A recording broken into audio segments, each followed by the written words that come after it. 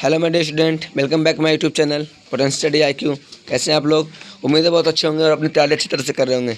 ठीक है, हम लोग क्लास 10th का ज्योग्राफी वाला पार्ट पढ़ रहे थे, जो कि आज से कंटिन्यू करेंगे। हम लोग आज पढ़ेंगे भूमि संसाधन। ठीक है, कल का लेक्चर में आप देखिएगा कि उसका डायग्राम बताए थे, उसके बारे में बताया गया था कैसे संसाधन होता है, क्या संसाधन होता है, कौन सा नवीकरणीय है, कौन सा अनवीकरणीय है, ये सब बताया गया था। आज आप लोगों को क्या पढ़ाया जाएगा? तो भूमि संसाधन।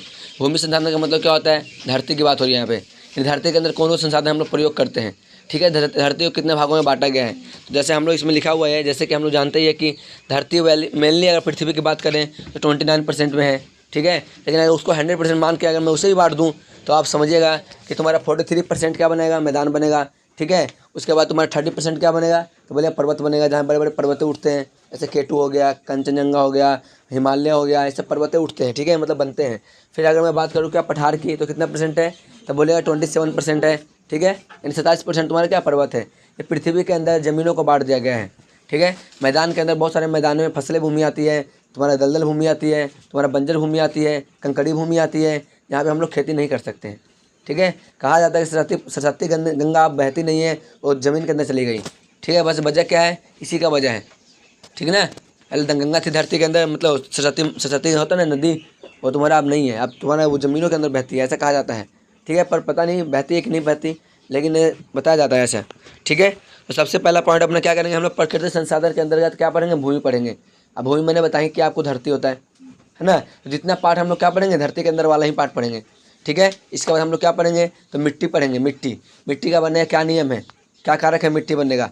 ठीक है, क्या वजह है मिट्टी बनने का, कितने समय लगते हैं उसको बनने में। ठीक है, यानी लाखों साल लगते हैं मिट्टी बनने में, आपको पता है क्या? लाखों साल लग सकते हैं। आप मिट्टी जो फालतू में फेंक देते हैं, बोलते हैं मिट्टी तो है, मिट्टी बनने में लाखों करोड़ साल लगते हैं। इतना सा एक इंच का परत मिट्टी बनने में बहुत लगता है टाइम। और सबसे इंपॉर्टेंट बड़ी बात है तो टाइम में होना चाहिए। अगर समय नहीं है तो फिर क्या फ़ायदा बनने से? समझ में आ रहा है क्या? इस कंडीशन में यहाँ पे हम बनाएंगे विश्व मिट्टी। फिर पढ़े हम लोग क्या? मिट्टी का प्रकार पढ़ेंगे, कौन कौन सी मिट्टी होती है। जलोढ़ मिट्टी होती है, काली मिट्टी होती है, गोरी मिट्टी होती है, जिसे पीली मिट्टी बोलते हैं हम लोग। ठीक है, और बहुत सारे मस्तूरी मिट्टी होता है, कंकड़ी मिट्टी होता है, जो मतलब कंकड़ टाइप का होता है। बहुत सारी मिट्टियाँ हैं। ठीक है, इस सब को बारे में हम लोग पढ़ेंगे। उसके बाद क्या पढ़ेंगे? धरती को कैसे रक्षा करेंगे।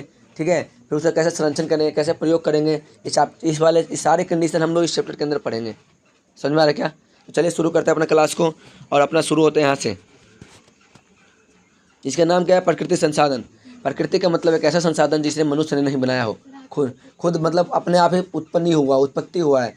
ठीक है, इसे किसी ने बनाया नहीं है, उसे बोलते हैं प्राकृतिक संसाधन। इसके अंदर सबसे पहला भूमि तुम्हारा आता है। क में क्या आता है? भूमि संसाधन। और भूमि में क्या होता है? धरती होता है। ठीक है, इसे हम लोग पृथ्वी बोल सकते हैं। ठीक ना, मैं देखिए मैं कल बताया था, कल के लेक्चर में 29% तुम्हारा क्या होता है? धरती होता है। लेकिन इसको अगर मैं 100% मान के इसको भी बंटवारा कर दूँ तो कुछ इस टाइप से बताया है। 20 के जैसे मैं आपको बताया ना जी, 47% मैदान हो गया, 30% पर्वत हो गया, और 27% क्या हो गया तुम्हारा? पठार हो गया। कुछ इस कंडीशन में बताया जा रहा है यहाँ पे। ठीक है, तो चलिए शुरू करते हैं अपना सबसे पहला कुछ भूमिका से, यानी इंट्रोडक्शन से। देखिएगा, भूमि संसाधन का पहला पॉइंट, पूर्व मध्यम से। ये क्या बोला इसने? पूर्व मध्यम से के अध्ययन से, पूर्व अध्ययन से आप संसाधन के संकलन से अवगत हो चुके हैं। इसका मतलब क्या है? आपने पीछे वाले लेक्चर में पढ़ा होगा संविधान, संविधान कह रहे, संसाधन पढ़े ना जी। तो उससे हम लोग जान गए ना संसाधन कितने प्रकार के होते हैं, संसाधन कैसे होते हैं, क्या है संसाधन, है ना। संसाधन परिभाषा क्या है ना। नवीकरणीय क्या होता है, नवीकरणीय क्या होता है, सब जान चुके हैं ना। इससे हम लोग जान चुके हैं। आगे देखते हैं। यहाँ यह भी स्पष्ट हो चुका है कि किसी भी देश की समृद्धि उपलब्ध संसाधनों के उचित उपयोग पर निर्भर करता है। ठीक है, देखिए हम लोग क्या पढ़ रहे थे, देखिएगा, कोई भी देश को समृद्ध बनाने के लिए, निर्माण करने के लिए संसाधनों का बहुत बड़ा उचित होना चाहिए। अगर उस जिस देश में संसाधन का अच्छी खासी उपलब्धि नहीं है, वो तुम्हारा देश विकास नहीं कर सकता। आर्थ में क्या? इस कंडीशन में फिर क्या बोला है? संसाधन की संकल्पना मानवीय आवश्यकता को अतिरिक्त करने वाला साधन एवं दृष्ट करने वाला सेवाओं को यकीन करता है। ये क्या बोला? संसाधन है ना, मानव को सोच को बढ़ाने के लिए, यकीन करने के लिए, विश्वास करने के लिए प्रेरित करता है कि हाँ ऐसा होना चाहिए। ठीक है, फिर क्या बोला है? इसमें तकनीकी माना होता है टेक्नोलॉजी नॉलेज। ठीक है, तो तकनीकी ज्ञान एवं संस्थाओं का सहयोग अनिवार्य अपरिहार्य है। इसका मतलब क्या होता है? मतलब संस्था का भी होना चाहिए, टेक्नोलॉजी भी होना चाहिए, तब जाके विकास होगा, वरना नहीं होगा। समझ में आ रहा क्या? इस कंडीशन में कुछ अपना देश है जो कि संसाधन की वजह से विकास होता है। अपना देश नहीं, कोई भी देश होना चाहिए, वो विकास होगा। ठीक है, आगे देखते हैं नेक्स्ट पॉइंट। हम भूमि दिख रहा है क्या बाबू, कहाँ पर है हम मुझे, ठीक है। तो हम भूमि पर निवास करते हैं, कहाँ करते हैं, भूमि पर नहीं करते हैं, जल में करते हैं क्या, नहीं ना करते हैं, ज़मीन पे ही करते हैं, ठीक है। हमारा आर्थिक क्रियाकलाप इसी पर संपादित होता है ना जी। हम जितना भी काम करते हैं सब धरती पे करते हैं, जितना पेड़ पौधे से फल लेना, दवाइयाँ बनाना, सब धरती पे ही होता नहीं क्या। जहाँ पे हम लोग पेड़ पौधे उगाते हैं, बहुत सारे फसलें, बहुत सारे मतलब किस्म के जड़ी बूटियाँ, ठीक है, बनाते हैं ना, तो इस टाइप से होता है। फिर क्या बोल रहे हैं, हम विभिन्न रूपों में इसका उपयोग करते हैं, अलग अलग रूप में इसका प्रयोग करते हैं। अतः यह आते हैं तो महत्वपूर्ण संसाधन है, कौन, भूमि संसाधन। हम लोग मिट्टी का प्रयोग करते हैं, बहुत तरह तरह का करते हैं प्रयोग, है ना। फिर क्या हो रहा है, यह प्राकृतिक प्रदत्त होने के कारण एक प्राकृतिक संसाधन भी है। और ये तुम्हारा प्राकृतिक संसाधन क्यों माना जाता है इसको, क्योंकि तुम्हारा सबसे ज़्यादा भूमि यहाँ यूज होता है, धरती। किसान हम लोग करते हैं तो कहाँ, धरती पर नहीं होता है जी, पानी में थोड़ा खेती, पानी में हल चलाओगे, बोलो, पानी में तुम गेहूँ को उगा लोगे, नहीं उगा सकता जी। तो यही कंडीशन है। ऐसे मान लीजिए कृषि हो गया, कृषि माने किसान, ये सब धरती पे ही करता है ना। फिर क्या होगा, वानिकी माने कंपनियां वगैरह हो गया, ठीक है। पशुचारण, आपको पता ही है, पशु चराएंगे, पानी में चराएंगे जी, धरती पे नहीं चराएंगे। फिर क्या बोला, मत्स्य, तो भले मत्स्य खनन, भले मत्स्य मैं पालूंगा, लेकिन क्या मैं नदी पालूंगा तो सब जगह बह नहीं जाएगा क्या, मैं इकट्ठा करके खोद के उसमें पानी डाल के पालूंगा उसको, समझ में क्या। तो उसे बोलते हैं मछली पालन। फिर होता है खनन, खनन माने खनिज लवण। क्या होता है खनन का मतलब, खनिज लवण क्या बात हो रही है। वन्य जीवन क्या होता है, जो जंगल में प्राणी रहते हैं, समझ में ना, जैसे मोर हो गया, चीता हो गया, तेंदुआ हो गया, कछुआ हो गया, कुछ भी हो गया, है ना, बहुत सारे जो जीव होते हैं। फिर वाला परिवहन संचार, परिवहन माने क्या होता है, गाड़ी घोड़ा, ठीक ना। संचार माने क्या होता है, परिवहन यानी संचार माने तो कम्युनिकेशन, यानी बात करने का तरीका। कोई भी अगर मैं बिजनेस कर रहा हूँ, कोई मैं बढ़ रहा हूँ, तो सबसे पहले मैं बात करूँगा उससे, क्या वो बात डील हो रहा है कि नहीं हो रहा है, अगर हो रहा है तब मैं उसको जाकर सप्लाई करूँगा, नहीं तो नहीं कर सकता, ठीक है। फिर क्या बोला, आर्थिक क्रियाएं भूमि पर संपन्न होने के कारण यह एक मौलिक संसाधन है। और जितना भी हम लोग का आर्थिक क्रियाएं हैं सब धरती पे ही है, नहीं है जी। हम लोग ऑफिस में काम जाते हैं करने, ठीक है, हम लोग घर में खेती करते हैं, धरती पे नहीं करते हैं। तो ये सब क्या है, मौलिक अधिकार है मेरा, इसी की वजह से हम लोग खाते हैं, पीते हैं, नहाते हैं, है ना। अब आगे देखते हैं, क्रियाएं पर भूमि स्वरूपित हो गया। इससे इतने व्यापक रूप से उपयोगी होने के बावजूद यह सीमित संसाधन है। देखो इतना उपयोग हम लोग का है, लेकिन ये क्या है, सीमित है। सीमित तो समझ में आ रहा क्या, मतलब ये एक तरह से सीमित है, मतलब पूरा नहीं फैला हुआ है, कम मात्रा में फैला हुआ है, ठीक है, समझ में आ रहा क्या। फिर क्या बोल जा रहा है यहाँ पे, देखिए, अस्तु यह आवश्यक है, यह आवश्यक है कि उपलब्ध भूमिका का विविध उद्देश्य की पूर्ति के लिए सावधानीपूर्वक नियोजन रूप से उपयोग किया जाए। बोल रहे हैं ना कि ऐसे अगर प्रयोग करने के लिए, धरती में आगे बढ़ने के लिए, मतलब प्रयोग करने के लिए बहुत सारे ऐसा कंडीशन है जो कि सब बचा के रखिए और आगे बढ़ते जाइए, तब जाके होगा। ये नहीं संसाधन है तो आप पेट्रोल वगैरह निकाल रहे हैं तो धीरे धीरे ख़त्म भी तो हो सकता है ना, है। अब ख़त्म हो जाए तो फिर दोबारा उसी लाइन पर आ जाइएगा आप लोग साइकिल पे, और जो प्लेन उड़ रहा है, ये उड़ रहा है, कहाँ जा रहे हैं सब, ठीक है ना। इस कंडीशन में बचा के रखना पड़ता है। अब आगे देखते हैं हम लोग क्या पढ़ेंगे, भूमि संसाधन के कई स्वरूप, बहुत सारे संसाधन का रूप होता है, ठीक है। तो देख लेते हैं, भूमि संसाधन के कई स्वरूप है। जैसे पर्वत हो गया, क्या हो गया, पर्वत से क्या प्राप्त कर सकते हैं हम लोग, देखिए पर्वत से गिट्टी होता है प्राप्त, समझते हो ना, गिट्टी ना, जो गिट्टी कट के आता है हमारे घरों में छत्ता बनता है, वो कहाँ से आता है, वो सब पर्वत से जाता है। पर्वत से बहुत सारा तुम्हारा डायमंड भी मिलता है, ठीक है ना, बहुत सारे कुछ कोयला भी मिलता है, पर्वतों के अंदर मिलता है, ठीक है। जैसे झारखंड के एग्जाम्पल हो गया। और क्या बोला हमें, पठार उसे बोलते हैं जहाँ पे लोग रहते हैं, बसते हैं, वहाँ पे खेती करते हैं, जैसे चाय खेती हो गया, वो सब पर्वतीय पठार पे ही होता है, और हल्का ढलान होना चाहिए तब जाके होगा। कपास मतलब, और क्या होता है यहाँ पे, तो पर्वत में लोग रहते हैं, पठारों में जहाँ पे लोग घर बसाते हैं, ठीक है। हाँ, अब मैदान में देख लीजिए, मैदान में तो हम जान ही रहे फसलें उगाते हैं, हम लोग रहते हैं, नदियाँ भी यहीं बहता है ना सब कुछ। तो बंजर भूमि भी होता है जहाँ पे खेती नहीं कर सकते हम लोग, ठीक है। आगे देखते हैं, निम्न भूमि क्या होता है, निम्न भूमि और घटिया इत्यादि। निम्न भूमि मैंने उसे नहीं तो प्रयोग कर सकता है खेती के लिए, नहीं तो प्रयोग कर सकता है फसलें उगाने के लिए, मतलब आधे पेड़ पौधे उगाने के लिए, नहीं तो कुछ और के लिए प्रयोग कर सकता है, उसे बोलते हैं निम्न भूमि, मतलब एकदम निचला स्तर। समझ में आता है चीज़ क्या। आगे देखते हैं नेक्स्ट पॉइंट,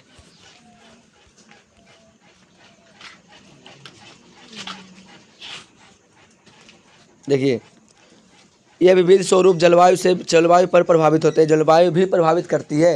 यानी इससे क्या होता है ना, जलवायु भी प्रभावित हो जाता है। जलवायु माने क्या होता है, मौसम।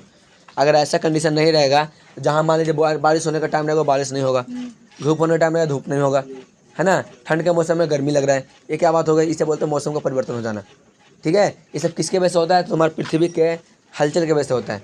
कहीं पृथ्वी में पेड़ पौधे की संख्या कम है, कहीं पानी की मात्रा ज़्यादा है, ठीक है, इसके वजह से ऐसा कंडीशन हो जाता है, संतुलित नहीं है, पेड़ की संख्या कम तो जा रही धीरे धीरे।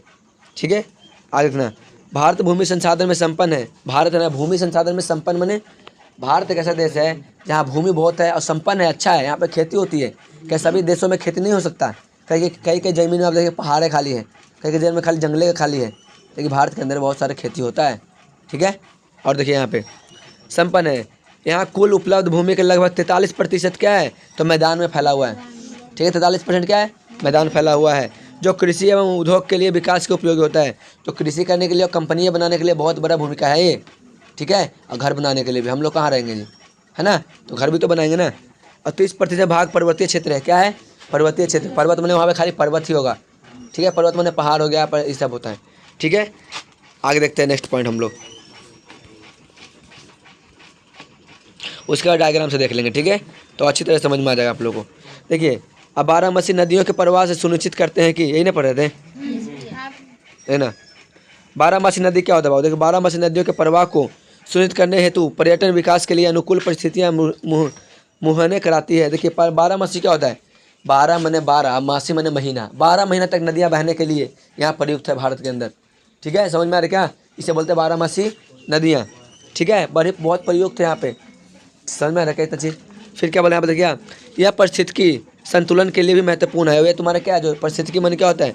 तंत्र होता है एक तरह से, पारिस्थितिकी तंत्र जो हमारा वातावरण में चल रहा है, पर्यावरण चल रहा है, और ये बहुत संतुलित करने के लिए बहुत भूमिका निभाता है पृथ्वी को।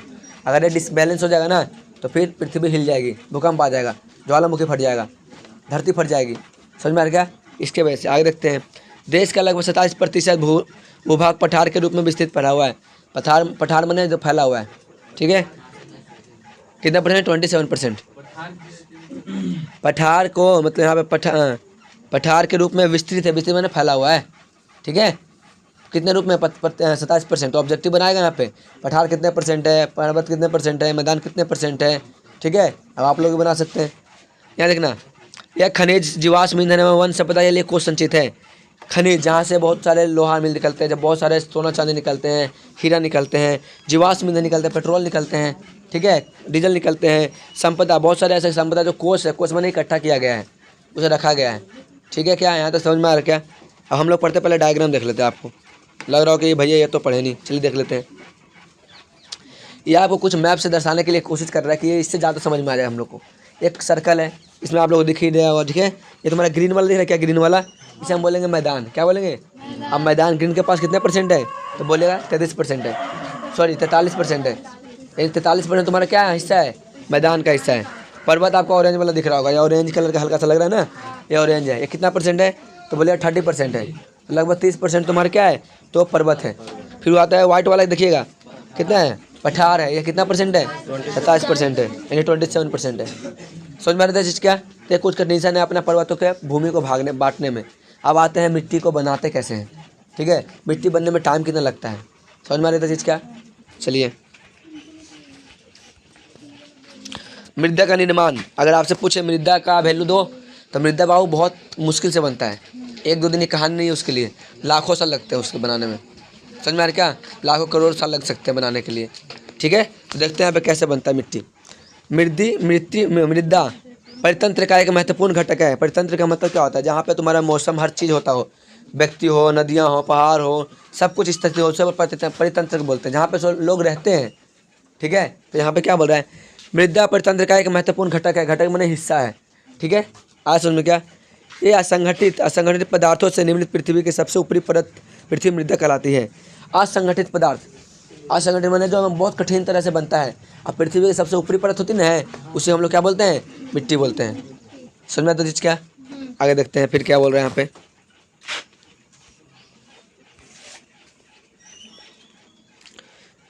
देखना, मिट्टी या मृदा दोनों बोल सकते हैं। सर्वाधिक महत्वपूर्ण नवीकरणीय प्राकृतिक संसाधन है। अब आपको पता होगा नवीकरणीय क्या होता है? क्या होता है नवीकरणीय, बताइए।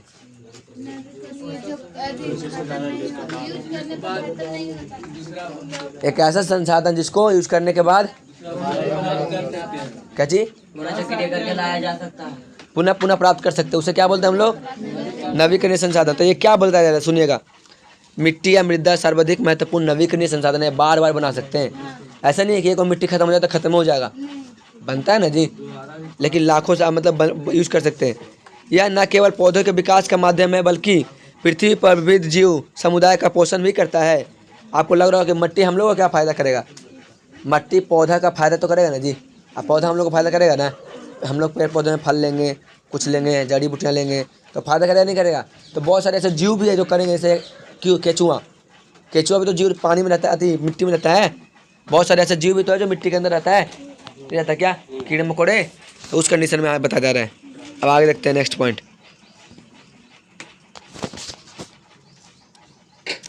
यानी क्या यहाँ पे बताया जा रहा है, पोषक का भी पोषण माने समझ में आ रहा है क्या? पोषण माने उसका आहार, ठीक है। अभी बोल रहा है मृदा में निहित उर्वरता मानव के आर्थिक क्रियाकलापों को प्रभावित करता है और देश की सीमित नियति की भी निर्धारित करता है। सुनिएगा इसने क्या बोला। मृदा में निर्मित उर्वरता, उर्वरता माने क्या होता है? फसल करने का तरीका, फसल कहाँ पकाया जाता है ना, इसे करने से क्या देश विकास होता है, और देश विकास होगा तो पूरा दुनिया विकास होगा। तो कहने का मतलब पहले आर्थिक क्रिया बनाएगा अपना। आर्थिक क्रिया मैंने, मैं गरीब था पहले, खेती करने लगा तो अमीर बन गया। मैं धीरे धीरे क्या हो गया, मैं किसानी लाइन में आ गया। तो पहले मैं खाने के लिए रोता था, अब खाने के लिए खाने बांटता हूँ। समझ में आ रही चीज़ क्या? इसे बोलते क्रियाकलाप, मतलब आर्थिक क्रिया को संतुलित कर लेना। उसके बाद जब ऐसा होगा तो मैं बेचूंगा, अब बेचूंगा तो भाई देश मेरा विकास होगा कि नहीं होगा विकास? इस कंडीशन में तुम्हारा ये संसाधन बहुत महत्वपूर्ण है, मिट्टी वाला। आगे देखते हैं नेक्स्ट।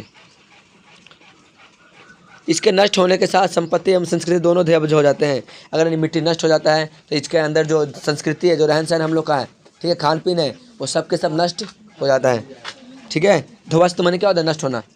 समझ में आ रही था चीज़ क्या? आगे देखते हैं। अतः मृदा एक जीवन तंत्र है। मृदा क्या है? एक तरह से जीवित तंत्र है, जीवित, ठीक है, जीवन तंत्र है। मृदा निर्माण देखिए, मृदा का निर्माण कैसे हो रहा है? मृदा निर्माण एक लंबी अवधि में पूर्ण होने वाली जटिल प्रक्रिया है। 1 सेंटीमीटर गहरी मृदा के निर्माण में लाखों वर्ष लग जाते हैं। 1 सेंटीमीटर होता कितना है जी? 12 सेंटीमीटर में तुम्हारा 1 फीट होता है, तो 1 सेंटीमीटर इतना होता होगा, है ना। तो 1 फीट बनने में, 1 सेंटीमीटर बनने में बाबू लाखों वर्ष लगते हैं। किसको बनने में? मिट्टी को बनने में। समझ में आता है चीज़ क्या? और फिर क्या हो रहा है यहाँ पे? कुछ सेंटीमीटर गहरी मृदा के निर्माण में लाखों वर्ष लगते हैं, तो बता दिया। और चट्टानों के टूटने फूटने तथा भौतिक, रासायनिक और जैविक प्रक्रिया से मृदा का निर्माण होता है। चट्टाने के टूटने से, फूटने से, जैविक क्रियाएं से मृदा का क्या होता है? निर्माण होता है। समझ में ना? ऐसे बनने में लाखों साल लगते हैं, याद रखिएगा, मिट्टी आ जाएगा तो। चट्टानों के टूटने फूटने, ये तो बता दिया ना। उसे क्या है? जैविक परिवर्तन हो। जैविक माने हम लोग मर जाते हैं, हम लोग मरते नहीं, हम लोग का भी हड्डी उड्डी कहाँ जाता है? जमीन के अंदर जाता है, वही तो पिघलता है ना, वही मिट्टी। तो चलिए हम लोग कहाँ पर रहते हैं बताइएगा। यानी कि भूगोल, देखिए भूगोल विधि इसे अत्यंत धीमी प्रक्रिया है। अब भूगोलिक तरीका से क्या बोल सकते हैं? वरना मिट्टी का निर्माण नहीं कर सकता। समझ में आता चीज़ क्या? कोई डाउट किसी को यहाँ तक तो बता सकते हैं कि हाँ सर मेरे यहाँ पे डाउट है, ये समझ लिए, लाइन समझ नहीं आया मुझे। क्या समझ नहीं आ रहा है क्या? अगर आप ऐसा कुछ सोच रहे हैं कि मैं लिखा के पढ़ाऊँ, तो लिखाने का टाइम भी नहीं है, वो लिखाया भी नहीं जा सकता, मैं यही चीज़ लिखाऊंगा। समझ में आ रहा क्या? इससे अच्छा ऑलरेडी नोट्स बना हुआ है किताब में ही। इससे अच्छा बुक पढ़िए, मैं एक एक पॉइंट समझा देता हूँ, ठीक है, उसके बाद समझ लेना। अब देखिए बाबू हम लोग क्या पढ़ रहे हैं बताइएगा। हम लोग पढ़ रहे हैं मृदा के निर्माण के कारक। क्या क्या कारक हो सकता है मृदा निर्माण में? ठीक है, समझ में आ रहा है क्या? तो पहला कारक क्या होता है? उच्च एवं धाराकृत, उच्चवाच क्या बोलते हैं? उच्चवाच या वो धाराकृत, मतलब उच्च होना चाहिए, हाई क्वालिटी में होना चाहिए, ठीक है, और लेवल में होना चाहिए। धाराकृत माने क्या? ऊपरी वाली परत, ठीक है, धरा, धरा है, धारा नहीं है, धरा है, इन ऊपरी की परत बता रहे हैं। फिर क्या बोल रहे हैं देखिएगा, यहाँ पे आपको डायग्राम दिख रहा होगा, दिख रहा है क्या डायग्राम? ये तुम्हारा ठीक है, ये तुम्हारा सबसे ऊपरी परत क्या तुम्हारा? मिट्टी है। उसकी निचली परत क्या तुम्हारा? इसमें दिखाई तो नहीं दे रहा, उससे थोड़ा सा कम, मतलब कंकर टाइप का होगा, फिर उससे कम होगा, और कंकर है उससे पहाड़ी वाला टाइप होगा, ठीक है, ऐसा बताया जा रहा है। हाँ तो ठीक है, देख लेते हैं, मैं पढ़ लेता हूँ, ठीक है। ये दूसरा पॉइंट देख लेते हैं, ठीक है। पहला पॉइंट क्या बोल रहा है इसमें? तुम्हारा क्या है? ऊपरी, क्या है ये? ऊपरी स्तर की मृदा है, यानी जो सबसे ऊपर है ना बाबू, क्या है तुम्हारा? ऊपरी स्तर का मृदा है, ऊपर स्तर का मृदा। दूसरा क्या बोल रहे हैं यहाँ पे? बोल रहा है उप मृदा अपेक्षित चट्टानों बालू, इसमें दूसरा पॉइंट है क्या? बालू वाला है। तीसरा पॉइंट क्या बोला जा रहा है यहाँ पे? चट्टान, आंतरिक चट्टाने हैं जो बड़े बड़े होते हैं। चौथा पॉइंट में क्या बोला जा रहा है देखिएगा,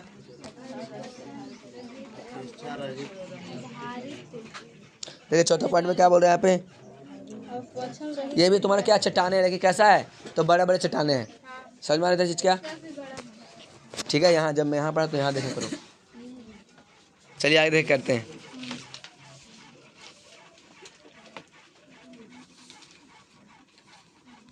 देखना दूसरा पॉइंट क्या आता है, तब मूल शैल या चट्टान आता है, मूल शैल या चट्टान आएगा। फिर आता है दूसरा पॉइंट क्या आता है, तीसरा जलवायु। जलवायु क्या होता है, मौसम। मौसम परिवर्तन होने की वजह से भी मिट्टी में परिवर्तन होता है। ठीक है, आगे देखते हैं नेक्स्ट पॉइंट। वनस्पति क्या होता है, वनस्पति मन होता है क्या, जंगल। क्या होता है, जंगल। पेड़ पौधा हो सकता है, तो पेड़ पौधों से भी मिट्टी प्रभावित होता है। ऐसा नहीं है जहाँ पेड़ पौधा रहेगा तो वहाँ मिट्टी भी इकट्ठा हो जाएगा, सब पास आएगा ना, जड़ लेके आएगा ना पास उसके, तो वहाँ भी हो जाएगा, इसे भी प्रभावित करता है। तीसरा क्या, जैव पदार्थ। जो जीवित पदार्थ होता है ना, जैसे मान लीजिए कोई ऐसा जीवित है, कीटाणु वगैरह हो गया, चाहे जो गोबर वगैरह होता है ना, उसके वजह से भी तुम्हारा क्या है, जैव पदार्थ मिट्टी का निर्माण करने में बहुत बड़ा भूमिका निभाता है। ठीक है। फिर क्या बोला लास्ट में, खनिज कण होना चाहिए, यानी कि जैसे कि क्या बोलते हैं, लोहा हो गया तुम्हारा, हो गया कोयला हो गया, मैग्नीशियम हो गया, ये सब क्या है, खनिज है। समझ में आ जाता है चीज़ क्या, कैल्शियम हो गया, सब खनिज में आ जाता है। ठीक है, आगे देखते हैं नेक्स्ट पॉइंट। और लास्ट क्या है तुम्हारा, समय। तो सबसे इंपॉर्टेंट क्या है, तुम्हारा समय है।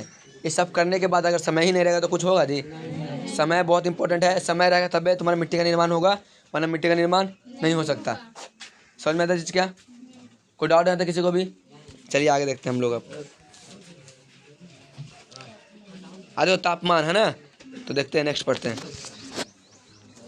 तापमान परिवर्तन प्रवाहित जल की क्रिया।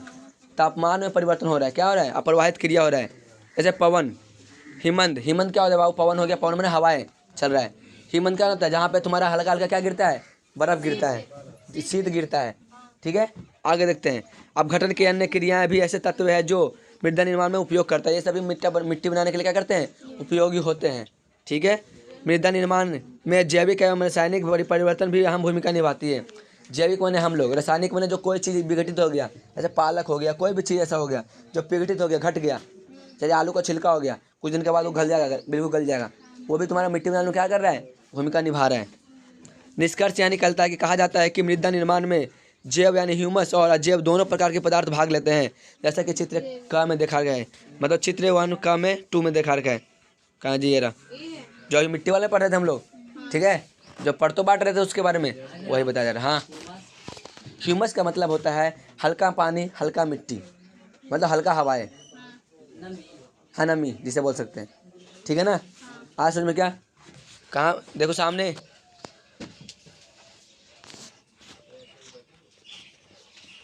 अब आते हैं बाबू मृदा के प्रकार, क्या आएंगे अब, कहाँ पढ़े थे बताइए आप लोग, तुम मृदा के प्रकार। बाबू देखिए उंगली रख के पढ़े, ठीक ना, घर पे जाके अपने समझ के पढ़ो। ये नहीं सोचेगा कि सर पढ़ा दिया ना अब हो गया। क्या चीज़, मृदा के, अच्छा मृदा निर्माण भी है, चलिए कोई नहीं पढ़ लेते। ठीक है, लेकिन आप ध्यान से पढ़िएगा, अच्छी तरह से फोकस करके। ठीक है, आपको दिखने के चक्कर में मैं PDF अपलोड किया हूँ, एक तरह से PDF से पढ़ाया जा रहा है, ताकि आपको साफ साफ दिख सके। वैसे बोर्ड पर लिखा है तो साफ नहीं दिखता, मेहनत भी लगता है, टाइम भी लगता है, और सही से वीडियो भी नहीं बनता 10 मिनट 5 मिनट का। इसे ऑलरेडी बना हुआ है, आप देख सकते हैं इसके बारे में। ठीक है, चलिए शुरू करते हैं। मैं बोला मृदा निर्माण की प्रक्रिया, तो सुनिएगा। मृदा निर्माण की प्रक्रिया के निर्धारण तत्व अनेक रंग, गठन, मतलब रंग का भी होता है, गठन, कितना गहराई में मिट्टी है, आयु, आयु मन कहता है उसकी उम्र कितनी है, और रासायनिक के और भौतिक गुणों के आधार पर भारत की मृदा को निम्नलिखित बांट का अध्ययन किया जा सकता है। भौतिकी क्या होता है, भौतिक माने तुम्हारा मिट्टी है ना, वो समुद्र तट में है, ये सूखा तट में है, ये पहाड़ी तट में है, या कहाँ पर है, उसे बोलते हैं भौतिकी, उसे बोलते हैं भौगोलिकी। ठीक है, और रासायनिक क्या होता है, जो अंदर अंदर विघटित हो जा रहा है यहाँ पे, है ना। रासायनिक मैंने कोई चीज़ मिट्टी है जो से ना, मतलब कुछ ऐसा केमिकल मिला के गलाया जा रहा है, उसको दलदल बनाया जा रहा है, उसे बोलते हैं केमिकल हो जाना है, मतलब रासायनिक हो जाना। ठीक है, चलिए हम लोग पहला पढ़ेंगे मृदा प्रकार पढ़ेंगे। अब हम वितरण पढ़ेंगे। प्रकार मन होता है कितने भागों में बटा हुआ है, अब वितरण क्या होता है, कहाँ कहाँ फैला हुआ है। समझ में आ रहा क्या, इस कंडीशन हम लोग यहाँ पे देखेंगे। कोई डाउट है तो किसी को भी, मृदा के प्रकार में मिट्टी कैसे बनता है पता चल गया क्या। 1 इंची का निर्माण होने के लिए कम से कम लाखों वर्ष लगते हैं, है ना। और सबसे पृथ्वी के सबसे ऊपरी परत क्या कहलाता है, मिट्टी कहलाता है। क्या अंदर वाला कहलाएगा जी, नहीं ना कहलाएगा, सबसे ऊपरी परत में कहलाएगा। हम लोग बोले मिट्टी लेके आओ, तो मिट्टी तो कहीं से भी ला सकते हैं ना, और ऊपर ही से लाओगे, के अंदर घुस के लाओगे, पृथ्वी के अंदर नहीं ला सकते, ऊपर ही से ला सकते हैं। तो सबसे ऊपरी परत क्या कहलाएगा, मिट्टी कहलाएगा। कोई डाउट आता है किसी को भी, चलिए आगे देखते हैं। तो मृदा के प्रकार देखेंगे और वितरण देखेंगे। ठीक है, देखिएगा, भारत के उच्चतम भू आकृतिक जलवायु एवं वनस्पति में पर्याप्त विविधता पाई जाती है। पर्याप्त, देखिए उच्च आकृति होगा। अब पर्याप्त विविधता, विविधता मन क्या होता है? अलग अलग पाना, अलग अलग बांट देना। विविधता मन होता है अलग अलग, ठीक है। आगे देखना है बांट देना। और इसे जिसमें वजह से क्या कितने प्रमुख है? तो 6 प्रमुख बांटा गया, मुख्य रूप से बांटा गया 6 भागों में, ठीक है। प्रमुख प्रकार की मृदाएं विकसित की गई है। ये भूमि संसाधन एवं गुणवत्ता के आधार पर है, जिसका वर्णन क्रमशः किया जा रहा है। ये तुम्हारा किसके ऊपर डिपेंड कर रहा है? तो भूमि संसाधन के ऊपर डिपेंड कर रहा है, और क्रमशः इसको क्या कर रहा है? अध्ययन किया जा रहा है।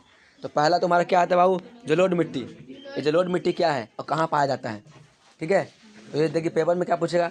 मृदा के प्रकार पूछ लेगा, मृदा कितने हैं ये नाम पूछ लेगा बस। अगर ज़्यादा से ज़्यादा होगा तो बोलेगा जलोढ़ मिट्टी के बारे में बताइए, क्या बता दें उसमें क्या पाया जाता है वो बताइए। ये सब पूछ सकता है, इससे ज़्यादा नहीं पूछ सकता, ठीक है। तो आगे देखते हैं मिट्टी यानी जलोढ़ मिट्टी क्या होता है। आपको देख रहे जलोढ़ मिट्टी का चित्र में, चलिए देखिएगा। हाँ जलोढ़ मिट्टी का परिभाषा सिंपल है, देखिए क्या बोल रहे हैं, कैसे हम बोल रहे हैं जलोढ़ मिट्टी होता है, देखिएगा सुनिए देखिएगा। यह मृदा भारत में विस्तृत रूप से फैली हुई सर्वाधिक महत्वपूर्ण मृदा है। ये मृदा है ना मिट्टी, घास साथ हटा ले सब कोई। ये मृदा है ना मिट्टी, ये तुम्हारा भारत में बहुत फैला हुआ है, समझ में आता है चीज़ क्या। और देखिएगा उत्तर भारत का मैदान पूर्णतः जलोढ़ निर्मित है। उत्तरी भारत जिसे हम लोग बिहार बोल सकते हैं, ऊपर वाला पार्ट यानी जम्मू कश्मीर बोल सकते हैं, है ना, पूरा का पूरा क्या तुम्हारा जलोढ़ मिट्टी से बना हुआ निर्मित है, जो हिमालय की 3 महत्वपूर्ण नदियां प्रणाली सिंधु गंगा ब्रह्मपुत्र द्वारा लाए गए जलोढ़ का निक्षेप किया, जलोढ़ के निक्षेप से बना है। देखिए जलोढ़ मिट्टी कैसे बनता है? जो बहुत सारे हिमालय बोला ना, हिमालय से आने वाली नदियाँ जैसे सिंधु नदी, गंगा नदी, ब्रह्मपुत्र नदियाँ, ये 3 नदियाँ लेके आता है काट के मिट्टियाँ को, और उसी को हम लोग क्या बोलते हैं? जलोढ़ मिट्टी बोलते हैं। समझ में आ रहा क्या? बहुत स्पीड में जब पानी बहता है ना तो बहुत सारा कुछ कट जाता है, ठीक है। तो मिट्टी उट्टी सब कटता है, वही लेके आया था, उसी को हम लोग क्या बोलते हैं?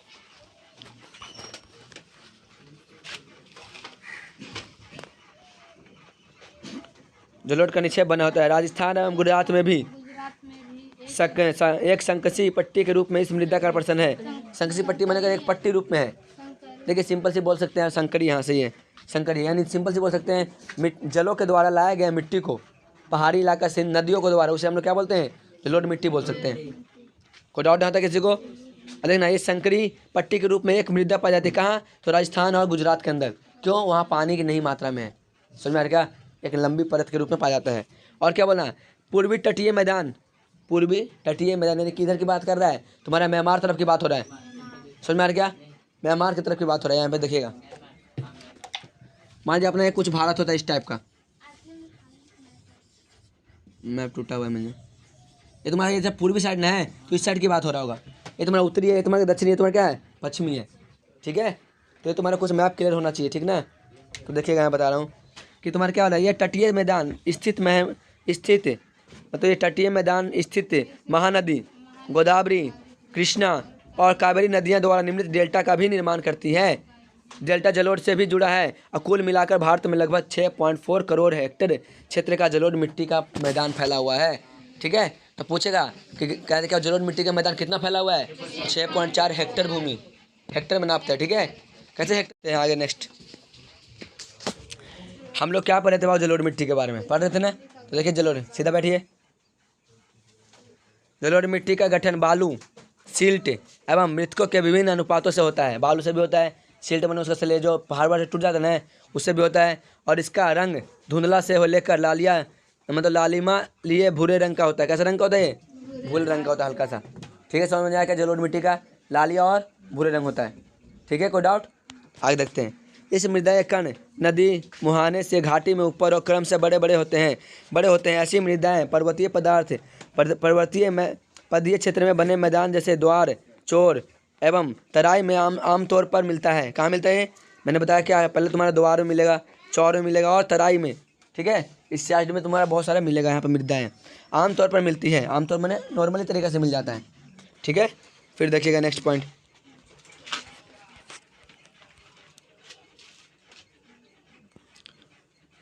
फिर क्या बोल रहा है? इसके कणों पर घटकों के अलावा मृदा की पहचान उसकी आयु से भी होती है। आयु माने क्या होता है?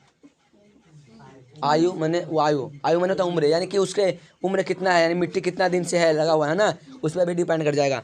फिर क्या बोल रहा है? आयु के आधार पर जलोढ़ मिट्टी के 2 भागों में बांटा गया है। कितने भागों में बांटा गया मिट्टी के? किसके वजह से? तो उम्र के वजह से, यानी पुराने के वजह से, ठीक है। देखिएगा पुराना एवं नवीन जलोढ़, एक नया जलोढ़ और एक पुरानी जलोढ़। जो बहुत पहले से बना था उसे हम लोग क्या बोल दिए? पुराना। जो नया नया बना उसे हम लोग क्या बोल दिए? जलोढ़। मतलब नवीन जलोढ़। ठीक है। पुराने जलोढ़ में कंकड़, पुराने जलोढ़ में क्या क्या आता है देखिएगा? कंकड़ एवं बजरी की मात्रा अधिक होती है। बजरी कंकड़ होता है, कंकड़ छोटे छोटे, वहाँ बहुत ज़्यादा मात्रा में होता है और इसे बागर कहते हैं। क्या कहते हैं इसे? तब बोलेगा कि क्या बोलते हैं पुराने वालों, क्या बोलते हैं हम लोग? तब बागर कहा जाता है। पुरानी जलोढ़ मिट्टी को क्या बोला जाता है? बागर बोला जाता है। ये बाबर नहीं, बागर। ठीक है। अब बागर के तुलना में नवीन जलोढ़ में महान कण पाए जाते हैं, सॉरी महीन कण। क्या हो जाते हैं उस समय? छोटे छोटे महीन कण होते हैं। ठीक है। और खादर कहलाता है। क्या कहलाता है? तो बोलेगा जलोढ़ मिट्टी के अंदर जो महीन होता है उसे क्या कहते हैं? खादर कहते हैं। दिख रहा है क्या सबको? तो ये तुम्हारा कुछ पॉइंट है जो खादर और तुम्हारा क्या बताया? बागर कहलाता है। ठीक है। आगे देखते हैं। खादर में बल्लू एवं मृतिका का मिश्रण होता है। खादर भूमि में क्या होता है? बालू और बहुत सारे मिट्टी का निर्माण होता है और ये काफ़ी उपजाऊ भी होता है। कैसा होता है ये? उपजाऊ मैंने जहाँ फसल उगा सकते हैं। ठीक है। अब देखना जलोढ़ मिट्टी के और थोड़ा सा देखना क्या क्या पाया जाता है इसके अंदर। जलोढ़ मृदा में पोटास में पाया जाता है। क्या पाया जाता है? पोटास में, फास्फोरस, पोटेशियम। पोटास मैंने क्या पोटेशियम की बात हो रहा है? यानी जलोढ़ मृदा में क्या पाया जाता है? पोटास में, पोटास, फास्फोरस और चूना जैसे तत्वों की प्रधानता होती है। चूना भी इसे पाया जाता है। हाँ, समझ में आया क्या? आगे देखते हैं। जबकि इससे नाइट्रोजन एवं जैव पदार्थों की कमी होती है। इसमें नाइट्रोजन और जैव पदार्थ नहीं पाया जाता, लगभग कमी होता है। ठीक है। यह मिट्टी गन्ना, चावल, गेहूँ, मक्का, दलहन जैसी फसलें के लिए प्रयुक्त मानी जाती है। देखिए इसमें हम लोग क्या क्या उगा सकते हैं। तो ये बोले जलोढ़ मिट्टी के अंदर क्या क्या फसलें उगा सकते हैं। तो पहला क्या बोला इसने? चावल मने वही धान, चावल तो उगाएंगे नहीं, धाने उगाएंगे। फिर बोला गेहूँ, फिर बोला मकई, फिर बोलेंगे दलहन, दलहन मने दाल, फिर गड्ढा नहीं है, वो गन्ना है। गन्ना है, गत्रा नहीं, वो गन्ना लिखा था। आधा ना ना है, पूरा ना है। ठीक है। हाँ अच्छा। अरे पढ़ना हिंदी सीख जाइए। ठीक है। वो ना में ना ऐसे लिखा हुआ है, वो गन्ना लिखा हुआ है। ठीक है। अब हिंदी पढ़ना नहीं आ रहा, हिंदी पढ़ना सिखाएं।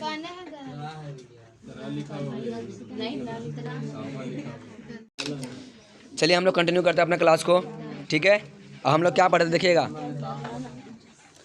यह मिट्टी गन्ना, चावल, गेहूँ, मक्का, दलहन जैसे दाल हो गया जैसी फसलें के लिए उपयुक्त मानी जाती है। कौन मिट्टी? जलोढ़ मिट्टी। जलोढ़ मिट्टी को दो भागों में बांटा गया है। समझ में है ना? उसको याद रखिएगा हमेशा। ऑब्जेक्टिव बना लेना है, सबको रेडी रखना ऑब्जेक्टिव बनाने के लिए। ठीक है। विस्तार, डाटा। हाँ तो डाटा ने पूछ रहा है जी कितना पॉइंट फैला हुआ है। आगे देखते हैं नेक्स्ट पॉइंट। अधिक उपजाऊ होने के कारण इस मिट्टी पर गहन कृषि की जाती है। गहन माने बहुत ज़्यादा गहरा कृषि, हर जगह कृषि है। समझ में आया क्या चाची? और कृषि माने क्या होता है? किसान। यह जनसंख्या घनत्व की भी ऊंचा। यहाँ जनसंख्या घनत्व भी क्या है? ऊंचा। देखिए जनसंख्या घनत्व का मतलब क्या होता है? जगह कम है लेकिन संख्या क्या है? ज़्यादा है। ठीक है। उसे बोलते जनसंख्या घनत्व ज़्यादा हो जाना। कोई डाउट आता किसी को?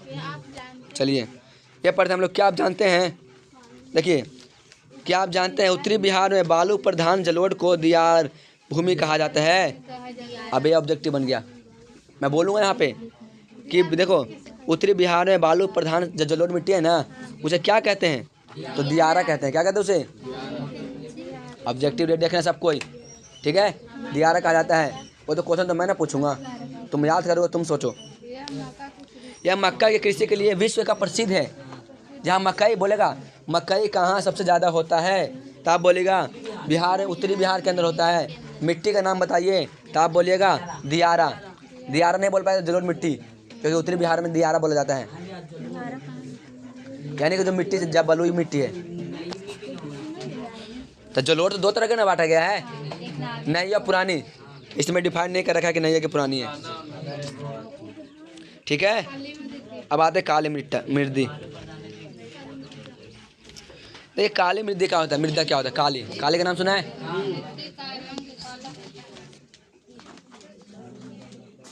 देखिए सामने सब कोई।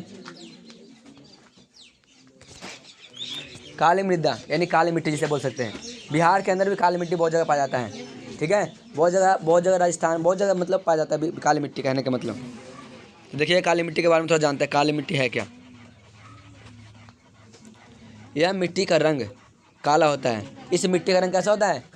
इसलिए नाम पड़ गया काली मिट्टी। ठीक है, जो इसमें उपस्थित एल्युमिनियम एवं लोह योग के कारण होता है। इसमें क्या क्या पाया जाता है? एल्युमिनियम और लोहा, एल्युमिनियम और लोहा पाया जाता है। ठीक है, यह कपास के खेती के लिए सर्वाधिक उपयुक्त मानी जाती है। तो बोलेगा कि सबसे ज़्यादा कपास की खेती के लिए कौन सी मृदा मजबूत है? काली मिट्टी। इसमें क्या पाया जाता है?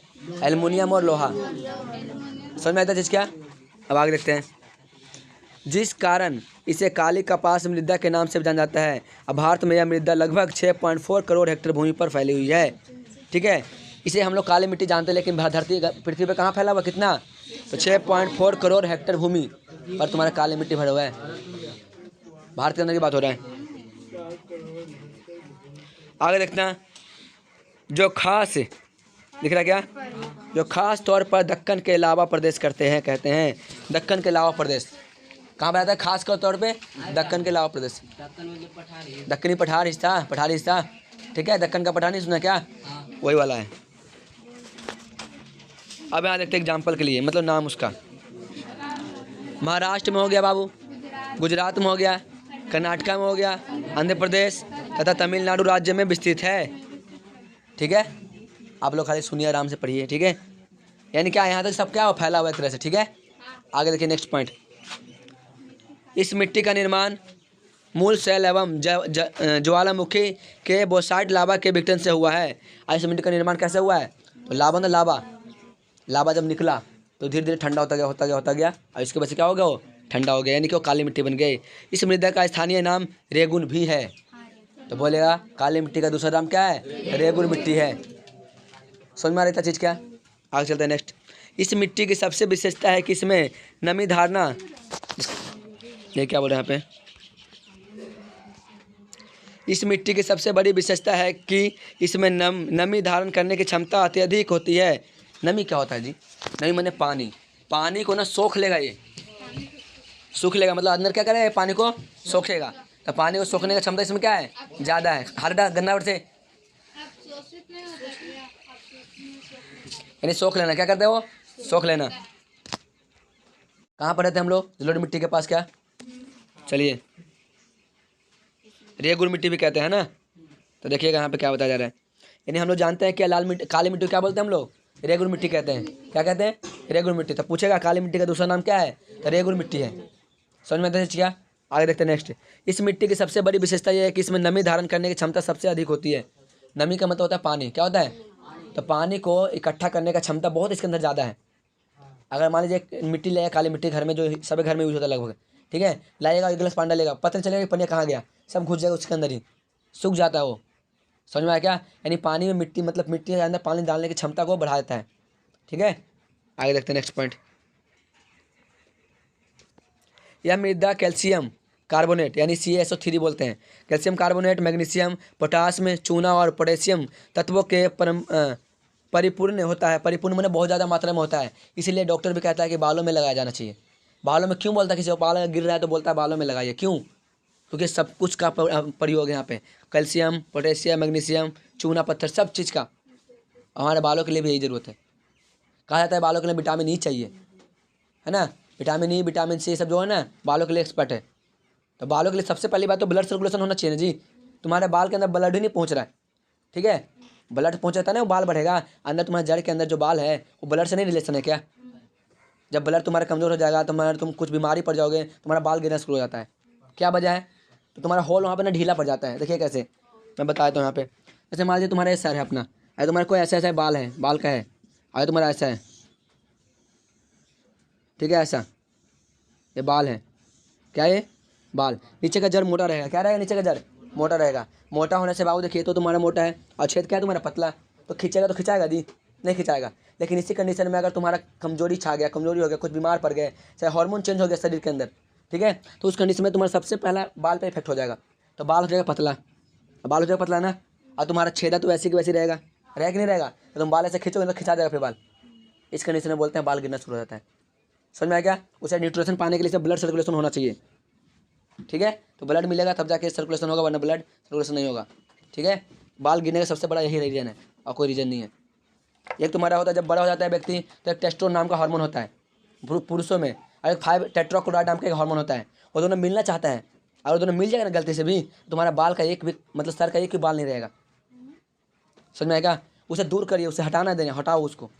समझना? कभी कभी लड़की में थोड़ा टेस्टोस्टेरोन हार्मोन होता है, इसकी वजह से उसको मांस दाढ़ी मूंछ आना शुरू हो जाता है, कोई कोई लड़की का। ठीक है, सभी का नहीं है। हाथों में बाल आना शुरू होता है, क्या वजह है इसका? ये तो टेस्टोस्टेरोन हार्मोन है इसके अंदर। किसी किसी का नहीं होता है, किसी का होता है। आया समझ में क्या? तो किसी की ज़्यादा मात्रा में तो इधर ही बाल हो जाता है, इधर ही बाल हो जाता है, इधर ही बाल हो जाता है, ना जी। तो पार्लर में जाकर सही कर लेता है, पर कोई दिक्कत नहीं, असली तो वही है। ठीक ना? तो तुम्हारा हार्मोन की वजह से होता है। समझ में आया क्या? सब बोलता है, क्या बोलते उसे कि क्या बोलते हैं, गोधन का मतलब प्रसादी खा लेते तो हो जाता है ना जी? ऐसे नहीं बोलता है, ऐसा कुछ नहीं, हार्मोन रिलीजन होता है। ठीक है, आई बायोलॉजी पढ़ाएंगे ना आप लोग को तो बहुत अच्छी तरह समझ में आ जाएगा, डिजिटल क्लास की तरह। ठीक है, चलिए आगे चलते हैं। ठीक है, चलिए हम लोग क्या पढ़ रहे थे देखिएगा, हम लोग भूगोल पढ़ रहे थे, खाली पीने बायो में आ गए। चलिए देखिए आसान में क्या बोला यहाँ पे, किंतु फास्फोरस भी कभी फास्फोरस की कमी रहती है। इसमें देखो, रेगुलर मिट्टी के अंदर किसी कमी रहती है तो बोलेगा फास्फोरस की कमी रहती है। ठीक है, तो यही ऑब्जेक्टिव यहाँ पर बनने के रेडी हो जाएगा, किसी कमी है, फास्फोरस की कमी है। ठीक है, शुष्क या गर्म मौसम में इसमें दरारें पड़ जाती है। दरार देखते हो जी, दरार मैंने नहीं हो जाता, दरार ऐसे ऐसे हो जाता है, दरारें पड़ जाती है इसके अंदर, देखना, जिससे अच्छी तरह से वायु का मिश्रण हो जाता है। वायु मैंने हवा, वायु क्या होता है इसके अंदर मिश्रित हो जाता है। किंतु पीले होने के साथ ही यह मृदा गीली होने के साथ ही यह मृदा चिपचिपी हो जाती है। जब ये गीला होगा ना तो देखिए गोंद टाइप का बन जाता है। ठीक है ना, गोंद हो जाता है, गोंद टाइप में, जिससे जोतान संभव नहीं हो सकता, जोतना संभव नहीं होता। समझ, जब गीली हो जाएगी काली मिट्टी, उससे फसल नहीं उगा सकते हैं, सिर्फ कपास से खेती होती है। ठीक है ना, समझ में आया क्या? कपास की नहीं, मतलब उसे जोतना संभव ही नहीं एक तरह से, इतना चिपचिपी हो जाती है ना कि पैरों में चिपक जाएगा, तुम्हारा मतलब हल में चिपक जाएगा, है ना, सड़ जाएगा ना, तो उस समय कंडीशन खराब हो जाएगा। किंतु गीली क्या बोलते अतः मानसून के प्रथम बौछार में ही इसमें जुताई कर दिया जाता है, और कम वर्षा के क्षेत्रों में भी अत्यधिक अशिक्षित होने के कारण बिना सिंचाई के भी कपास की खेती के लिए मिट्टी का प्रयुक्त है। और इसके अतिरिक्त इस मृदा के में गन्ना, प्याज, गेहूँ और फलों की खेती अनुकूल पाई जाती है। बिना जोते, यानी देखो जोतना का साइंटिस्ट भाषा क्या है, तो बोलते हैं खरपतवार, क्या बोलते उसे, और खेत पटाने को क्या बोलते हैं, सिंचाई करना। समझ में आया क्या? ये सब तुम्हारा कुछ साइंटिस्ट लैंग्वेज है, उसे बोलिए, ना कि तुम्हारा गांव का लैंग्वेज बोलिए। ठीक है, ये तुम्हारा नॉलेज यही बताता है। ठीक है ना, आगे देखते हैं नेक्स्ट पॉइंट। इसमें हम लोग क्या करते हैं, लगभग कपास की खेती होती है, गन्ना की खेती होती है। अब इसमें देखो गन्ना सही से लिखा हुआ है, अब तुम लगा कि हाँ गन्ना अब सही लिखा है, वो भी गन्ना ही था। ठीक ना, पर पढ़ो थोड़ा सा। फिर क्या बोला है, प्याज, जिसे हम लोग जानते हैं रोपण फसल होती है। गेहूँ जान ही कर रहे हो। एवं फलों की बहुत सारी खेतियाँ होती है, ऐसे अनार का, अमरूद का, बहुत सारा ऐसे नाशपाती का, है ना, बहुत सारा पपीता का, बहुत सारा खेतियाँ होता है। अब आता है लाल मिट्टी, क्या आता है, अब लोग लाल मिट्टी के बारे में जाने। ठीक है, लाल या पीली मिट्टी, जिसे हम लोग क्या बोलते हैं, गोरी मिट्टी बोलते हैं। क्या बोलेंगे इसको, गोर की मिट्टी। सुना है गोर की मिट्टी का नाम, गोरी। चलिए आगे देखते हैं।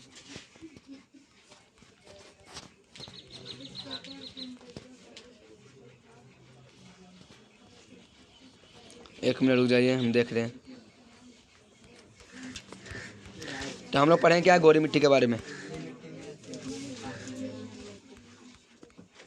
चलिए देखिए बाबू, गोरी मिट्टी क्या होता है। अगर आपसे पूछे कोई लाल या गोरी पीली मिट्टी, इसी को हम लोग क्या बोलते हैं, गोरी मिट्टी बोल देंगे, क्योंकि पीला भी तो गोरा ही नहीं है।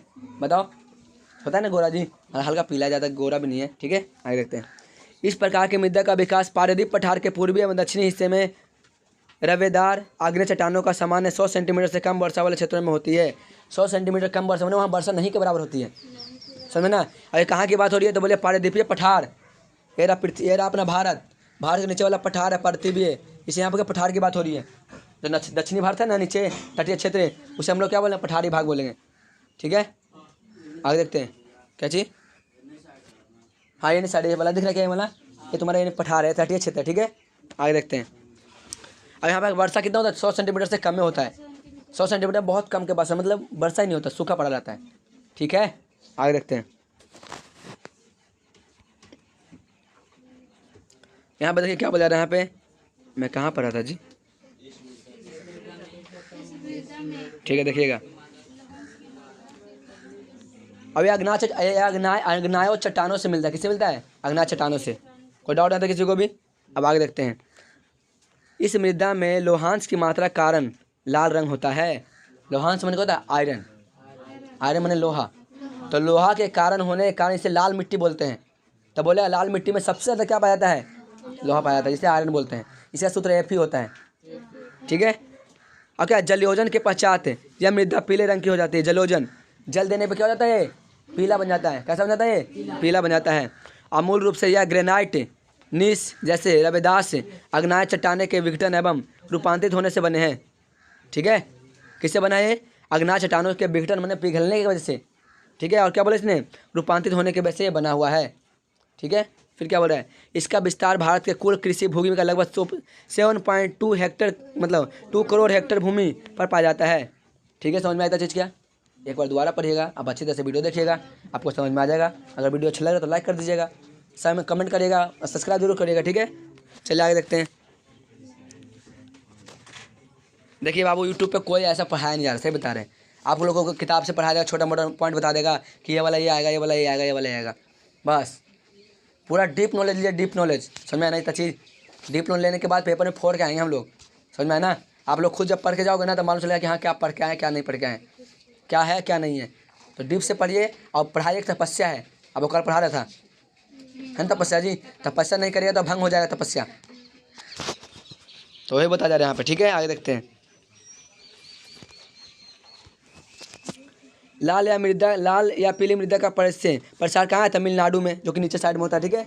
और क्या होता है, कर्नाटका में, गोवा में, दक्षिणी पूर्वी महाराष्ट्र में, आंध्र प्रदेश में, उड़ीसा में, छोटा नागपुर पठार एवं मेघालय पठार के क्षेत्रों में पाया जाता है।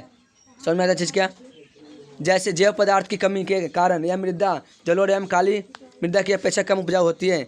जलोढ़ मिट्टी मतलब मिट्टी इसमें कम होता है उपजाऊ, किसके कारण, जलोढ़ के कारण, मतलब जलोढ़ की अपेक्षा में, ठीक है। आगे देखते हैं। तो पर किसके कारण है, तो जैव पदार्थ की कमी के कारण, ठीक है। हाँ, उर्वरकों का उपयोग इसकी उत्पादकता को बढ़ाई जा सकती है। देखो क्या बोला इसने, उर्वरक माने होता है खाद्य पदार्थ। अगर इसे मैं प्रयोग करूँगा तो इससे जो उपजाऊ होगा ना वो बढ़ जाएगा। तो पहले 1 बोरा होता था आलू, अब 2 बोरा हो जाएगा, 5 बोरा हो सकते हैं, ठीक है। सीधा बैठ। आगे देखना यहाँ पे क्या बोल रहा है, इस मृदा में सिंचाई की व्यवस्था कर चावल, ज्वार, बाजरा, मक्का, मूंगफली, तंबाकू, फलों का उत्पादन किया जा सकता है। इसने क्या बोला, इस मृदा में सिंचाई की व्यवस्था करके, सिंचाई मैंने होता है खेत को पानी डालना, इन होता है जी। तो खेत को पानी डालने की प्रक्रिया को करके हम लोग इसे क्या करते हैं, विकास करते हैं। और चावल की बात यहाँ धान हो रही है, चावल उगाते नहीं है, धान उगाते हैं। चावल तो लास्ट में बनता है जी, ठीक ना। और ज्वार बाजरा जो कि तुम्हारा एक फसल ही होता है। मक्का जो तो जान ही कर रहे हो, मकई। मूंगफली जान ही कर रहे हो, मूंगफली क्या होता है ना, बादाम। मूंगफली में दाना नहीं, वही वाला कहानी आ जाएगा। तंबाकू जैसे हम लोग पीते हैं, हम लोग नहीं जो मतलब व्यक्ति पीते हैं, ठीक है। और क्या क्या लिखा है, फलों का उत्पादन किया जाता है। फल माने अनार, फल वगैरह बहुत सारे फल हैं, ठीक है, उसके लिए। अब आगे देखते हैं क्या, लेटराइट मिट्टी, ठीक है। तो 1 मिनट रुक जाइए, क्या बोलते हैं। ओके मैं स्टूडेंट, चलिए आज से क्लास इतना ही रहेगा, ठीक है। और हम लोग कल पढ़ेंगे क्या, लेटराइट मिट्टी के बारे में पढ़ेंगे, ठीक है। तो आज का वीडियो यहीं तक रहेगा। वीडियो कैसा लगा बताइएगा, अगर वीडियो अच्छा लगा तो लाइक कर दीजिएगा, शेयर कर दीजिएगा, सब्सक्राइब जरूर करिएगा, ठीक है। और मिलते हैं फिर नेक्स्ट क्लास में नेक्स्ट टॉपिक के साथ, यानी लेटराइट मिट्टी के साथ। तब तक के लिए बाय। आप स्क्रीनशॉट, आप PDF डाउनलोड कर सकते हैं, ठीक है।